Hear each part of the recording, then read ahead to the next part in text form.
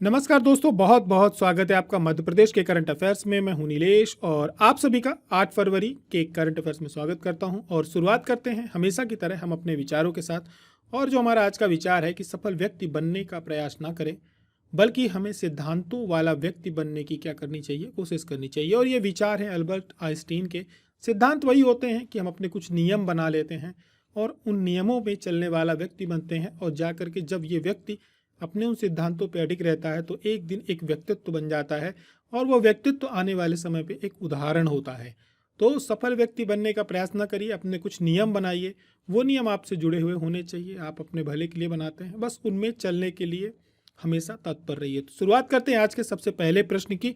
और आज का पहला प्रश्न है कि कितने राज्यों की सीमा म्यांमार से लगती है। तो वर्तमान में यदि बात करी जाए तो म्यांमार की सीमा भारत के 4 राज्यों से लगती है। वो 4 राज्य कौन से हैं?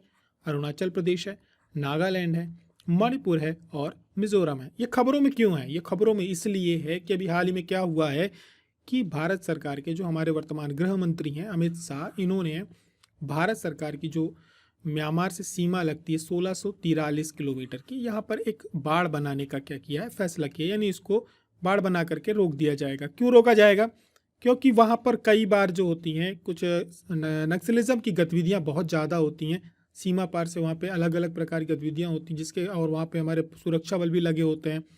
कुछ दंगे भी बढ़ जाए जाते हैं। ऐसी बहुत सारी समस्याएं होती हैं। तो इन्हीं समस्याओं से निपटने के लिए सरकार ने ये फैसला किया है कि भारत और म्यांमार की जो 1643 किलोमीटर 1643 किलोमीटर की बाउंड्री है मिजोरम, मणिपुर, नागालैंड और अरुणाचल प्रदेश की, यहाँ पर हम इसको पूरा क्या करेंगे, इसको बाड़े से हम बंद कर देंगे। और अभी कुछ राज्य, जो हमारे राज्य अरुणाचल और मणिपुर, यहाँ पर लगभग 1-1 किलोमीटर की दूरी पर लगा दी गई है। म्यांमार की बात करें तो देखिए, हमारा दुश्मन देश नहीं है, ये हमारा पड़ोसी राज्य है और हमारे इनके साथ संबंध में है। यहाँ पर राजनीतिक गतिविधियाँ जो रहती हैं, समय समय पर उथल पुथल मची रहती है। तो आपको पता है कि इन गतिविधियों के कारण कई बार क्या हो जाता है, सीमा पर तनाव भी हो जाता है, टेंशनाइज हो जाता है। तो उन्हीं सब चीज़ों का सुरक्षा रखना हमारा एक तरह से दायित्व भी होता है।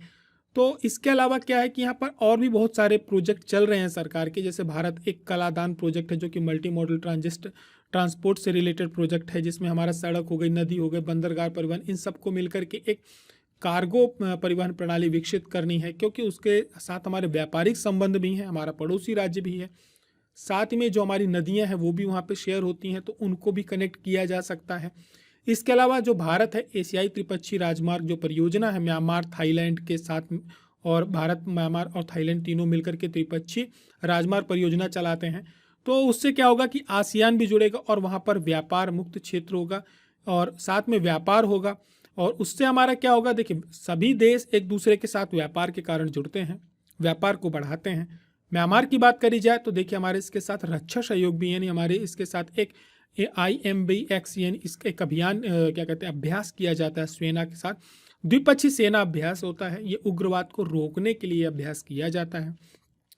तो आगे की तरफ बढ़ेंगे, बात करेंगे प्रश्न क्रमांक 2 की। गुणवत्तापूर्ण शिक्षा और उच्च शिक्षा संस्थानों तक पहुंच के अवसरों में बदलाव लाना किस कार्यक्रम का मुख्य उद्देश्य है? तो ये क्या हुआ है कि अभी हाल ही में विद्यांजलि छात्रवृत्ति कार्यक्रम की क्या की गई है, शुरुआत की गई है। भारत सरकार के जो वर्तमान में शिक्षा मंत्री है, मानव संसाधन विकास मंत्रालय का नाम बदल दिया गया है, उसका नाम कर दिया गया शिक्षा मंत्रालय। ये NEP 2020 से लागू हुआ है, यानी नेशनल एजुकेशन पॉलिसी 2020 से। यहाँ पर एक प्रोग्राम लागू किया गया है। उद्यमिता जो हमारे मंत्री हैं वर्तमान में, धर्मेंद्र प्रधान, इन्होंने इसका बाकायदा उद्घाटन किया है। इसका उद्देश्य क्या है विद्यांजलि छात्रवृत्ति कार्यक्रम का, कि गुणवत्तापूर्ण शिक्षा और उच्च शिक्षा संस्थानों तक सभी को अवसरों की क्या करना, समानता लेकर के आना, सभी को अवसर वहाँ पर मिलना, एक प्रकार का ये छात्रवृत्ति कार्यक्रम है। और यहाँ पर जो है सरकार का जो मूल उद्देश्य है वो ये है कि हम एक अच्छी शिक्षा प्रणाली की गारंटी दें छात्रों को, बच्चों को। कोई भी बच्चा जो है एजुकेशन के कारण क्या होना चाहिए, पीछे नहीं छूटना चाहिए। तो इसके लिए सरकार अलग अलग प्रकार के प्रयोग कर रही है। तो इसी के क्रम में ये विद्यांजलि छात्रवृत्ति स्कॉलरशिप प्रोग्राम है, इसमें आप रजिस्ट्रेशन करा सकते हैं। इसका पोर्टल भी लॉन्च किया गया है। हालांकि विद्यांजलि कार्यक्रम भारत सरकार के द्वारा पहले ही सितंबर 2021 में शुरू किया गया था। ये विद्यांजलि कार्यक्रम था जिसमें स्कूली शिक्षा साक्षरता विभाग के सभी मिल करके एक स्वयंसेवी प्रबंधन कार्यक्रम था। बहुत सारी स्वयंसेवी संगठन थे जो कि अलग अलग भौगोलिक क्षेत्रों में, यानी अलग अलग जगहों पे रहते हैं, वो मिल करके हमारे यहाँ एजुकेशन को आगे बढ़ा रहे थे। इन्हीं सब चीज़ों को ध्यान में रख करके ये कार्यक्रम शुरू किया गया था।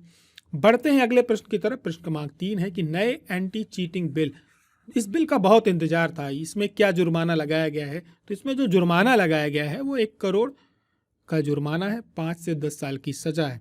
यह बिल सभी राज्यों में लागू हो जाना चाहिए था पहले से, क्योंकि लगातार हम खबरों में पढ़ रहे हैं कि आप सब बहुत मेहनत करते हैं, बहुत मेहनत करके पेपर देने जाते हैं, साल भर का एक इंतजार होता है एक पेपर का, और पता चलता है कि वो पहले लीक हो गया या उसमें किसी प्रकार के घपले हो गए। कुछ लोगों के कारण कितने लाखों विद्यार्थियों का एक जो सपना होता है, अवसर होते हैं, वो वहाँ पर जा कर के धूमिल हो जाते हैं। और गलती ये केवल एक राज्य की गलती नहीं है, ये आज की डेट में देखा जाए तो उत्तर प्रदेश, राजस्थान, झारखंड में तो अभी एसएससी को लेकर के आंदोलन चल रहा है। राजस्थान भी चीज़ें छूटा नहीं, उत्तर प्रदेश में भी पेपर लीक हुए हैं, मध्य प्रदेश में भी पेपर लीक हुए हैं। तो ये जो समस्या चल रही है सभी जगह चल रही है। उसका एक बहुत बड़ा कारण क्या है कि जो लोग इसमें पकड़े जाते हैं पेपर लीक करने में, इसका कोई एक कानून नहीं था। जब कानून नहीं होता तो अदालतें भी क्या होती, जो कमज़ोर कानून होते हैं वो उन पर लगाए जाते हैं। और जो हम लोग कभी कभी सोचते हैं कि यार ये इतना बड़ा कांड हो गया, ये पेपर लीक हो गए, सारी चीज़ें हो गई, इनको सज़ा क्यों नहीं मिली? देखिए, अदालतें तब तक किसी को सज़ा नहीं दे सकती जब तक उस पर क्या नहीं हो, कोई कानून नहीं हो, सरकार ने कोई कानून नहीं बनाया हो।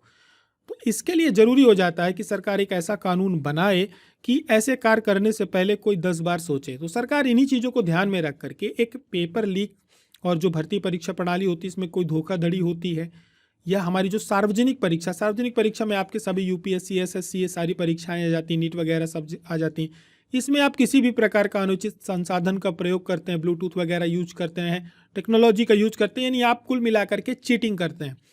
चीटिंग करने वालों के लिए सरकार ने ये कानून बनाया है। साथ ही में जो डायरेक्ट चीटिंग करेगा वो तो है ही, है ना, जो नकल करेगा, लेकिन साथ में जो पेपर लीक करेंगे उनके लिए भी है, क्योंकि जब सजा का प्रावधान होगा तो कोई व्यक्ति उस पर करने से पहले कम से कम सोचेगा तो जरूर। तो टेस्ट पेपर लीक हो या उत्तर पुस्तिकाओं के साथ छेड़छाड़ हो, ऐसा कोई भी करेगा, चाहे वो अधिकारी हो चाहे एक व्यक्ति हो, उसको 5 से 10 साल की सजा मिलेगी। साथ ही में 1 करोड़ के जुर्माने का प्रावधान रखा गया है और इसको अभी लोकसभा से पारित किया गया है। अब ये बिल राज्यसभा में जाएगा और हमारा एक मानना है कि राज्यसभा भी इसको नहीं रोकेगी, क्योंकि ये इस समय वर्तमान में यदि बात करी जाए, इस समस्या से हर राज्य परेशान है। तो सार्वजनिक परीक्षा में अनुचित साधनों की रोकथाम विधेयक 2024 इसका नाम है। इसमें नकल करना अपराध माना गया, न्यूनतम 3 से 5 साल की जेल की सजा होगी। इसमें धोखाधड़ी का अपराध संगठित करने वालों पर न्यूनतम 5 से 10 साल की जेल की सजा, 1 करोड़ का प्रावधान रखा गया है। साथ ही में इसमें यह हुआ है कि जो हमारे यहाँ आपराधिक कानून संशोधन अध्यादेश 1944 था, इसमें भी अनुचित परीक्षा प्रथाओं को एक अपराध बना दिया गया है। तो अभी तक जो लग रहा था कानून लोगों पे, वो ये लग रहा था आपराधिक कानून संशोधन अध्यादेश, ये 1944 लग रहा था। बढ़ते प्रश्न क्रमांक की तरफ, आगे की तरफ। प्रथम बिम्स्टेक एक्वेटिक्स चैंपियनशिप का आयोजन कहाँ किया जा रहा है? तो इसका जो आयोजन किया जा रहा है ये गलत सा लग गया है।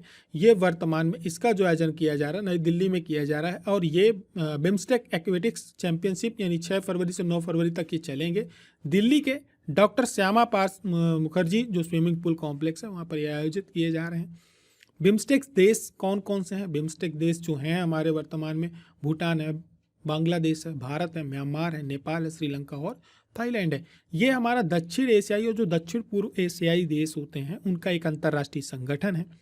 6 जून 1997 को बैंकॉक घोषणा के मध्य इसका एक नींव रखी गई थी। वर्तमान में बात करी जाए तो इसका जो मुख्यालय है वो ढाका में है। ढाका बांग्लादेश की राजधानी है।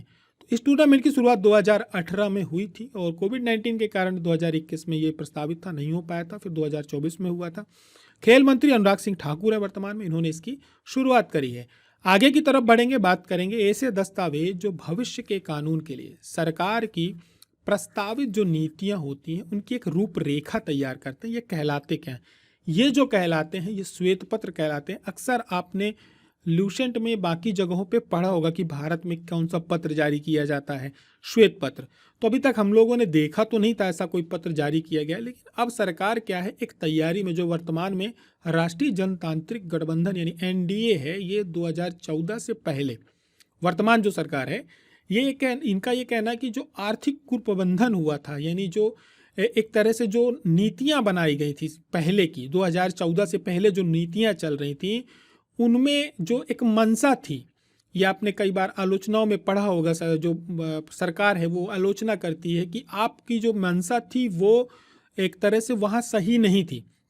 नीतियाँ तो आप बना रहे थे लेकिन आप उनको लागू प्रॉपर तरीके से नहीं करना चाह रहे थे, जिसकी वजह से देश जो है आर्थिक कुप्रबंधन का क्या हुआ, शिकार हुआ। जैसे आधार कार्ड है, पिछली सरकार के द्वारा लाया गया, लेकिन जो डीबीटी को प्रॉपर तरीके से लागू किया गया, यानी डायरेक्ट बेनिफिट ट्रांसफर को, ये करंट गवर्नमेंट को लागू किया गया। इन्होंने पहले आधार की आलोचना करी थी, लेकिन डीबीटी में उसका बहुत अच्छा यूज किया। यूज कैसे किया? जनधन खातों के माध्यम से सबसे पहले लोगों के जनधन खाते खुलवाई और आधार कार्ड से उनको लिंक कराया, और इसके बाद क्या हुआ कि वो जो प्रक्रिया थी वो आसान हो गई। उसका फायदा ये मिला कि रातों रात बहुत सारे लोग गरीबी रेखा से एकदम से बाहर हो गए। ठीक, सरकार के अब फिर इन्होंने क्या कर दिया, उसको पैन कार्ड से भी लिंक करा दिया। तो जो टैक्स पे थे कई बार बहुत सारी योजनाओं का वो भी लाभ ले रहे थे। अब आधार कार्ड जो है ये जो पिछली थी यूपीए सरकार थी उनके समय का है, पैन कार्ड भी यूपीए सरकार के समय पे रहा है, लेकिन सरकार का ये कहना कि आप उनको जिस तरीके से लागू किया जाना चाहिए था आप नहीं किए थे। तो वर्तमान सर देखो, ये राजनीति में इन चीज़ों की आलोचना, ये सब चीज़ें चलती रहती हैं। अगली सरकार आएगी वो इनकी आलोचना करेगी। तो इन्होंने क्या किया है कि 2014 से पहले जो यूपीए सरकार थी तो उसके उद्देश्य उन्होंने एक तरह से राजनीतिक आलोचना करी है, तो अब उसके लिए लोग श्वेत पत्र लेकर के आ रहे हैं। इसमें यह होगा कि जो इसका फायदा क्या होता है, देखिए इसका फायदा हमें और आपको होगा यदि ये वहाँ पर लाया जाता है, पास हो जाएगा। पास होना स्वाभाविक है, लोकसभा में बहुमत में है सरकार, और बहुमत भी ऐसा छोटा मोटा नहीं है, बहुत अच्छा खासा बहुमत है। लेकिन इससे आम जनता को फायदा क्या होगा? इससे आम जनता को देखिए ये फायदा होगा कि जब ये श्वेत पत्र संसद में प्रस्तुत किए जाते हैं तो उस पर जो पुरानी सरकार होती है, जो पिछली सरकार होगी, उसकी क्या की जाएगी, आलोचना की जाएगी। और आलोचना भी आपको बहुत तथ्यात्मक करनी होगी, क्योंकि आप ये आलोचना किसी सड़क में या किसी चुनावी रैली में नहीं कर रहे हैं, आप इसको संसद के पटल में कर रहे हैं। संसद में जो बातें बोली जाती हैं उनका एक आपके पास आधार होने चाहिए, पुख्ता सबूत होने चाहिए, और ऐसे पुख्ता सबूत होने चाहिए जो कि प्रॉपर वेरीफाइड हो। आपके पास तर्क बहुत मजबूत होने चाहिए, फिर सामने वाले को भी मौका मिलेगा, वो उनको क्या करेगा, कटाक्ष करेगा, उनको तोड़ेगा कि नहीं आपके कहने का मतलब गलत है। तो सरकार क्या करेगी, जब इस श्वेत पत्र को लेके आएगी और पिछली गलतियों की आलोचना करेगी, तथ्यात्मक रूप से जब आलोचना करेगी, तो अब उसमें यदि वो उसको नहीं काट पाते हैं आलोचना को, तो ये भविष्य के लिए क्या होगी, एक नीति के रूप में तैयार होगी। क्योंकि पिछली आपने ये चीज़ें नहीं करी तो एक जो आगे की राजनीति होगी हमारे देश की, उसके पास एक, क्योंकि जनता के बीच में मैसेज जाएगा। ठीक है, यहाँ पे एक कम्युनिकेशन होता है कि संसद में जो बातें होती हैं जनता उसको सुनती है। और एक तरह से ये देखिए कि अब जब बात हुई कि भाई आपने ये क्यों नहीं किया, आप कर सकते थे ना, आपके पास संसाधन थे, जनता भी उसको देख रही है। जब जनता देखेगी कि हाँ यार बात तो सही कह रहे हैं ये, कि ये चीज़ें इनके पास थी, इन्हें लागू क्यों नहीं किया, तो ये कहेंगे आपकी मंशा नहीं थी। भाई आपने नहीं किया, अब आप कैसे कहोगे कि हमारी मंशा नहीं थी या उस समय की परिस्थितियाँ अलग थी? कुछ भी हो सकता है, लेकिन सरकार के पास तो वर्तमान कहने का है ना कि तुमने क्यों नहीं किया इसको। तो यहाँ पे जब अब आगे को लेकर के जो भी सरकारें आएंगी उनके पास एक चीज़ ये रहेगी कि जनता जागरूक होती है, यहाँ से संसद में जो बहसें होती हैं और ये चीज़ें होती हैं, इनको देखने के बाद जनता के मन में एक जागरूकता आती है कि भाई हमें ब्लफ किया जा रहा था। फिर क्या होता है कि इन्हें जब प्रकाशित किया जाएगा, एक बाकायदे विधेयक का मसौदा का एक मसौदा बन जाता है और फिर उसके अनुरूप योजना बनाई जाती है। तो इसका एक तरह से आप ये कहिए कि ये जब संसद में कोई भी होता है, चर्चा के बाद इसके जो बिंदु सम्मिलित होते हैं, विधेयक को संसद में पेश किया जाता है, फिर इसमें बदलाव होते हैं, बहुत सारी चीज़ें होती हैं, एक तरह से पूरी संपूर्ण चर्चा होती है। चर्चा के बाद इसका फ़ायदा ये होता है कि सरकार की जो वर्तमान नीतियाँ होती हैं उसको एक तरह से आप ये कह सकते हो कि वो उनकी आलोचनाएं करके अपने को बताते हैं कि देखो हम सही हैं, और उससे जनता के बीच में क्या हो जाता है कि एक मैसेज जाता है कि हाँ ये सही डायरेक्शन में है। जैसे अब करंट की गवर्नमेंट की यदि कोई आलोचना करता तो क्या करता है कि संविधान खतरे में है, ठीक है, और बात करी जाती है कि संस्थाओं का दुरुपयोग किया जा रहा है, ईडी का। एक प्रश्न वो हमेशा उठाते कि भैया सारे के सारे करप्ट हमारे ही हैं क्या, तुम्हारे एक भी करप्ट नहीं है, इतने राज्यों में तुम्हारी सरकारें हैं। तो ये बात भी उनकी सही होती है, बात तो बराबर सही होती है, ये उसको नहीं काट पाते हैं कई बार की बात तो सही है, इनके यहाँ तो किसी के यहाँ ईडी का रेड नहीं पड़ रही और कोई अरेस्ट भी नहीं हो रहा है। तो देखो वो भी अपने तर्क तरीके से बात उठाते, जनता उसको भी सुनती है। अब कौन अपनी बातों को कितनी मजबूती से ऊपर तक उठा पाता है, ये निर्भर करता है आपकी राजनीतिक क्षमता पर। तो इन्हीं सब चीज़ों पे श्वेत पत्र जारी किया जाएगा। पत्र जारी करने के बाद सरकार को एक डायरेक्शन मिल जाता है, फिर उसको बाकायदे प्रकाशित किया जाएगा। ये संसद में बाकायदे क्या होगा, एक संस्करण के रूप में सम्मिलित हो जाता है कि ये जो योजनाएं चल रही हैं ये सही डायरेक्शन में हैं। आने वाले जो सरकारें होंगी उनके पास एक तरह से एक फियर होता है कि हमें ये नहीं करना है, क्योंकि जनता इस चीज़ को अब समझ चुकी है। तो भारत के श्वेत पत्र की बात करी जाए तो जो अगले सप्ताह संसद में प्रस्तुत किया जाएगा, यूपीए सरकार के दौरान जो भी आर्थिक कठिनाइयां थी उनको प्रकाश में डालेगा। अर्थव्यवस्था पर कैसे नकारात्मक प्रभाव पड़ा, इन सब चीज़ों पर चर्चा होगी। उस समय की स्थिति को कम करने के उठाए जा सकते हैं। साथ में पिछली सरकार के दौरान अर्थव्यवस्था का कुप्रबंधन पे बात की जाएगी, और साथ में सुधारने के लिए उस पर जो इन्होंने कार्रवाई करी है, किस प्रकार से उसको सुधारा है। क्योंकि अभी हाल ही में प्रधानमंत्री की जो संसद में स्पीच थी उसमें उन्होंने कहा है कि हमारा एक पंचवर्षीय तो इन्हीं चीज़ों पे निकल गया कि हम अपने आपको सुधारा, फिर हम डेवलपमेंट पे कार्य किए, अगले वाले में हम आपको रिजल्ट दे के दिखाएंगे। तो ये उन्होंने बोला भैया क्या किया, तो अब वो प्रेजेंट करेंगे कि हाँ देख लो हमने तुम्हारा क्या क्या सुधारा है। तो यही सब चीज़ें होंगी उस पर। श्वेत पत्र का फ़ायदा देखिए, केंद्र सरकार की जो शौकिया राजनीति होती है, कई बार क्या हो जाता है कि शौकिया राजनीति से ऊपर उठने के लिए क्या करते हैं कि ये कुछ प्रोग्राम्स ऐसे लेकर के आते हैं, दिखाते तो हम कर रहे हैं लेकिन उसको प्रॉपर लागू नहीं करते, उनके निहित कुछ और होते हैं। तो इन सब चीज़ों से सरकार को फ़ायदा मिलेगा, उसकी जो काम करने की क्षमता है वो बढ़ेगी। जनता के बीच में वो एक अपना एक मोटिवेशन लेकर के आएंगे, विश्वास मत हासिल करेंगे एक तरह से। श्वेत पत्र के इतिहास की बात करी जाए तो ये जो श्वेत पत्र है, इस शब्द का प्रयोग सबसे पहले ब्रिटिश सरकार द्वारा किया गया था 1922 में। चर्चिल ने श्वेत पत्र को जारी किया था और एक उदाहरण प्रस्तुत किया था। ब्रिटिश सरकार में श्वेत पत्र जो होते हैं आमतौर पर एक व्यापक ब्लू बुक का एक छोटा संस्करण होता है, और इसके दस्तावेज जो होते हैं उसी रंग से कवर होते हैं, इस कारण उसको ब्लू बुक बोला जाता है।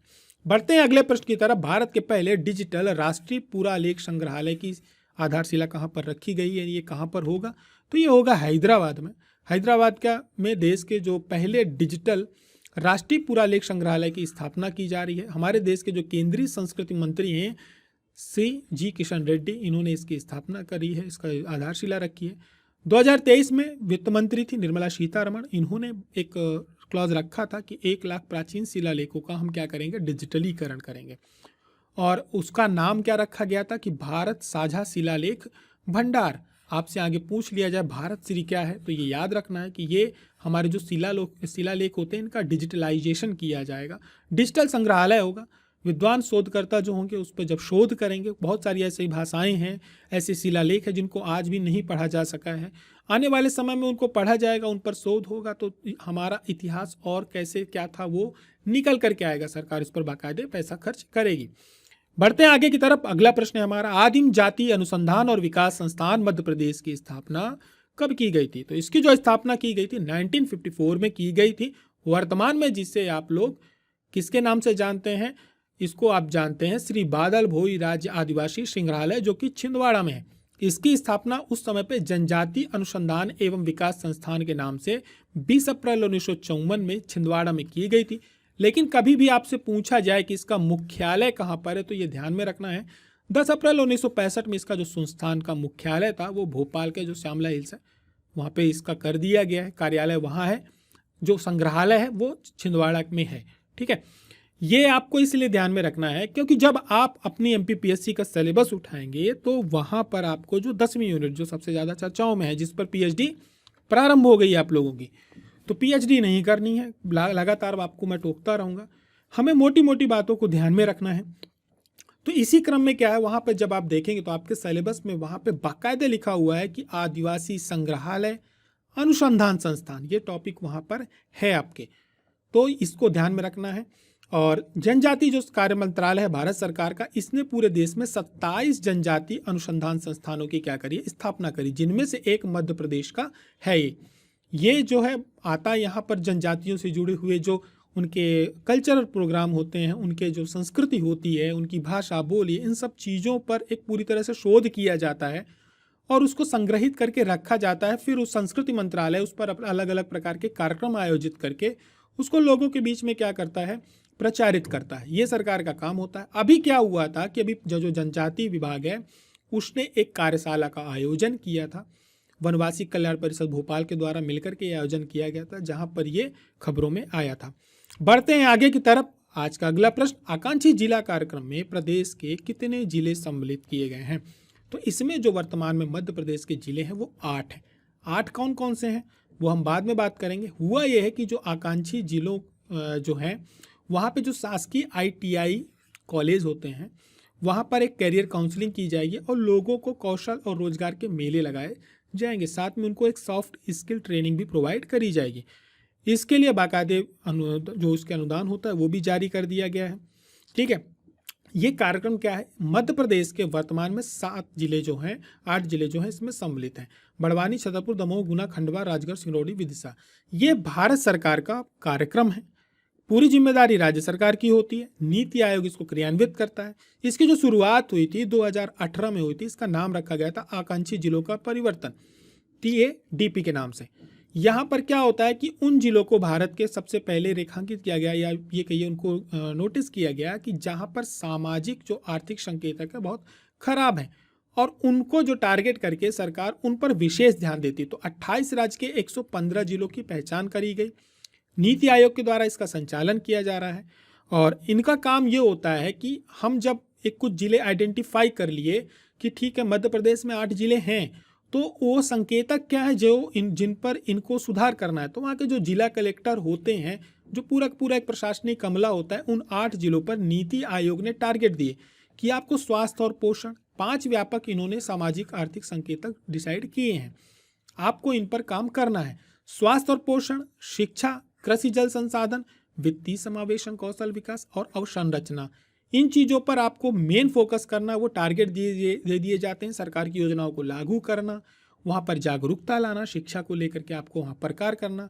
फिर जो जिले अच्छा प्रदर्शन करते हैं उनकी रैंकिंग जारी की जाती है। रैंकिंग जारी करने के बाद क्या हो जाता है, सभी प्रकार के कार्यक्रम पहले से चल रहे हैं, इसके लिए कोई विशेष कार्यक्रम नहीं चलाया जा रहा। एक कंपटीशन का माहौल तैयार किया जा रहा है कि पूरे भारत से हमने इतने जिले तैयार किए हैं, आप इन जिलों में इस नंबर पे हैं, आप और कोशिश करिए। जिस प्रकार से स्वच्छता का कार्यक्रम चलता है उसी प्रकार से ये भी चल रहा है। 3 सिद्धांतों पर यह आधारित है। केंद्र और राज्य की योजनाओं को आपको वहाँ पे लागू करना है, नागरिकों और सरकारी प्रशासकों के बीच आपको सहयोग करना है और जिलों के मध्य एक प्रतिस्पर्धा करनी है। अभी जैसे कुछ जिलों को क्या किया गया, सम्मानित किया गया। अब इसके अलग अलग कार्यक्रम है, सक्षम बिटिया अभियान, एनीमिया मुक्त भारत अभियान, सुरक्षित हम सुरक्षित तुम, अलग अलग कार्यक्रम चलते हैं। नीति आयोग के द्वारा इसके शुरू किया गया है। रैंकिंग दी जाती है, फिर बाद में इनको सम्मानित भी किया जाता है। वर्तमान में कौशल विकास रोजगार राज्य जो मंत्री हैं गौतम टेटवाल हैं। इस पर एक प्रोग्राम ऑर्गेनाइज किया गया था जिसकी वजह से खबरों में रहा और इसको हमने सम्मिलित किया। लेकिन यहाँ पर एक कन्फ्यूजन तुरंत पैदा हो जाता है। जब हम आकांक्षी जिला कार्यक्रम की बात करते हैं तो एक प्रश्न ये उठता है कि ये आकांक्षी विकास खंड कार्यक्रम क्या है। ठीक है, इसमें जिलों की कितनी संख्या है? तो देखिए, इसमें जो जिलों की संख्या है ये 42 है। बात हो रही थी वहाँ पे आकांक्षी जिले की, अब यहाँ पर बात हो रही है आकांक्षी विकास खंड की। ठीक है, विकास खंड जो होता है उनको इसमें सम्मिलित किया गया। संख्या ज़्यादा है, इसके अंतर्गत 500 विकास खंडों को सम्मिलित किया गया है 329 जिलों से। मध्य प्रदेश के 42 विकास खंड, इसको ध्यान में रखना। विशेषकर क्या हुआ है कि जो धार जिला विकास खंड है, यहाँ की जो तिरला है तहसील है, उसको अभी हाल ही में क्या किया, वहाँ के जो प्रियंक शर्मा कलेक्टर थे उनको भारत सरकार की तरफ से प्रथम स्थान पाने पे सम्मानित किया गया बाकायदे। और ये उसके जो भी IAS अधिकारी होते, प्रशासनिक अधिकारी होते, उनके अंदर बहुत मोटिवेशन आता है जब वो एक छोटे से जिले से वहाँ जाते हैं और भारत में सम्मानित होते हैं। तो इन्हीं के लिए फिर वो और प्रेरित होते कार्य करने के लिए। देखिए, हर व्यक्ति कार्य करना चाहता है किसके लिए, सम्मान के लिए। जब उसको सम्मानित किया जाता है तो वो और अच्छे कार्य करने के लिए क्या होता है, प्रेरित होता है। लेकिन उसकी इस प्रेरणा का लाभ किसको मिलता है, जो उससे जुड़े हुए लोग होते हैं वो भी प्रेरित होते हैं कि हमें और अच्छा करना है। तो इन्हीं सब चीज़ों में क्या हुआ है कि विकास खंड को भी एक टारगेट किया गया कि हम इतने विकास खंडों को क्या करेंगे, टारगेट करके इनको आगे बढ़ाएंगे। 30 सितंबर 2023 को जब अभी भारत मंडपम में G20 की समिट हुई थी तो सरकार ने इसको और निचले स्तर पर जाकर के विकास खंडों को टारगेट किया और 42 विकास खंड मध्य प्रदेश के सम्मिलित किए गए हैं। यहाँ पर भी स्वास्थ्य, पोषण, शिक्षा केंद्र, इन सब चीज़ों पर बाकायदे ध्यान दिया जाता है। 5 मापदंड होते हैं।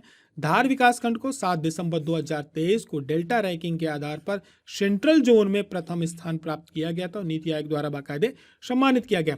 पिछले दिनों हमने आपसे एक प्रश्न पूछा था, निम्न में से किन बेगम ने 1918 में अखिल भारतीय मुस्लिम महिला संगठन की क्या की थी, स्थापना की गई। तो आप सभी के अमित पांडे हैं, आशीष जामरा हैं, साथ में ब्रजेश माहौर हैं, इनके आंसर आए थे और आप सभी ने आंसर दिए हैं।